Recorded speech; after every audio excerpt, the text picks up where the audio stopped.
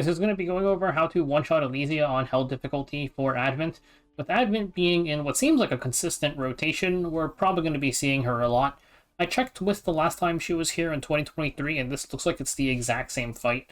I'll show my setup first, and then we can talk about alternative units, what the roles are, and stats and everything.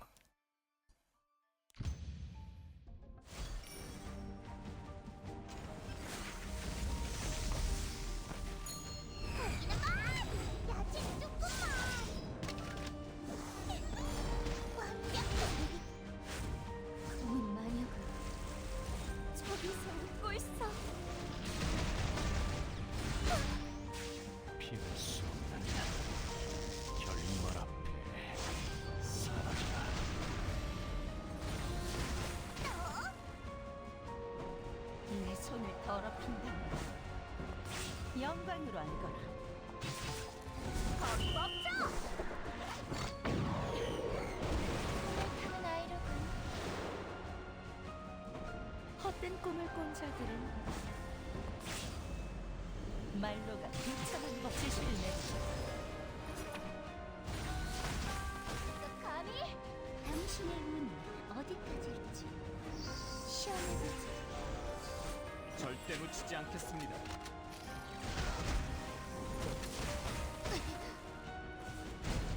받아볼 테면 받아보시지.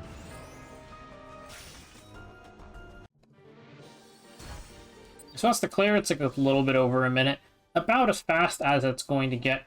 This Advent's not great for farming because the sets that we get as the gems, it's reversal on riposte, like not it's bad, I'll just say it, it's bad. But we do still want to clear out the shop, so here are the teams, and given that this didn't really change since the last Advent, maybe we'll see if they change it for the next one, but decent chance that this or something similar works for the next one.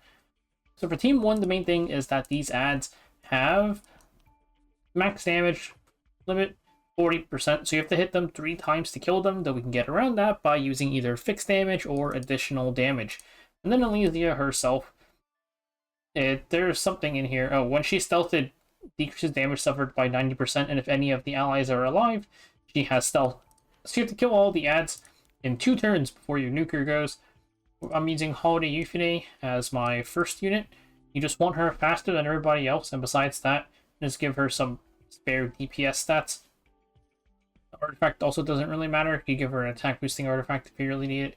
The idea is that she gives attack buff on her S3 to all allies, and she also does damage. That's all you really need out of this role. There's a ton of units that work for this. The free-to-play option is Mercedes, AoE damage, attack buff. There's also, I forgot his name, but Closer Charles, attack buff, AoE damage. He does waste a little bit more time because his S2 passive pushes him up. And then lastly, there's a pretty interesting option, which is Yuna. Because Yuna, her S2 gives her an extra turn. So you'll attack buff everybody, and then extra turn S1 damage, plus she can hold drink. So she could be your extra damage applier if you need one. I'm using Briar Witch's Area, where let's put Euphine back. Briar Witch's Area is my second AoE damage plus extra damage unit. Her passive naturally gives her some, which if you have her build more attack focused, like, or, well, it's on her S3 direct. I think it's like, yeah, it's like, she has it on both of her skills, but her S3 AoE damage and deals additional damage proportional to her attack. Note that this damage does, like, deal more if you have Death Break. You want enough extra damage to kill regardless of whether or not you Death Break, which is why I'm using Drink. This is literally just the area I use for Arena. I didn't re-gear her at all, just swapped her artifact. If you gave her less speed, less crit damage, and more attack, there's maybe a chance you could kill without using an artifact or something, but this is what I'm running. It's just easy because I don't have to re-gear. Alternative units, there's a few options. One of the funny ones is Schneel. Schneel has his, I think it's like 4k fixed damage on his S3 on first cast. Yeah, so you just open up with S3 and deal 4k fixed damage. If you build the DPS, he might be able to kill the ads in time. And then Reknock is another funny option. Even though she doesn't have any AoE, it's 7k fixed damage, and that will kill the ads too. The only thing is because she hits twice, it'll CR push Elysia a bit more, but her Elysia S1 doesn't really do anything. And then lastly is just our regular damage. Our nuker, where this is just my Hunt Straze, and he overkills it by quite a decent bit, so you don't really need this much damage. If you don't like, you could also just run like triple AoE units. I think if you did like Fririn, Mercedes, plus like some other AoE unit. Well, Mercedes won't damage Elysia, but the ads are dark, so it's fine. But you could just do like triple AoE units and be okay here, I think. It's nothing too complicated. So for the second team, it's just, I'm just skipping everything. We just nuke it. We do Gala plus Aram. Gala, I have her set to be a little bit faster than the Troll. It's just 150 speed, and then Destro, Torrent, Daydream Joker, pretty basic stuff. Aram, slightly slower. 135 with Queen's Whistle, so after Gala goes, the Queen's Whistle pushes Aram up. We reset Gala cooldowns, and since we have no third unit, Aram can only target Gala with her S3, the Gala S3s again, and it's dead. Yeah, there's not really much to say about it. A lot of units work here, you're just nuking it. This ad also forces dual attacks when it uses S1, so something like Fenris probably works well here, just because like it'd force proc your passive. I think maybe like LHC or something. There's like, if you're going for the slower route, that might be something. Otherwise, there's just use like any unit that just does a ton of damage here, really.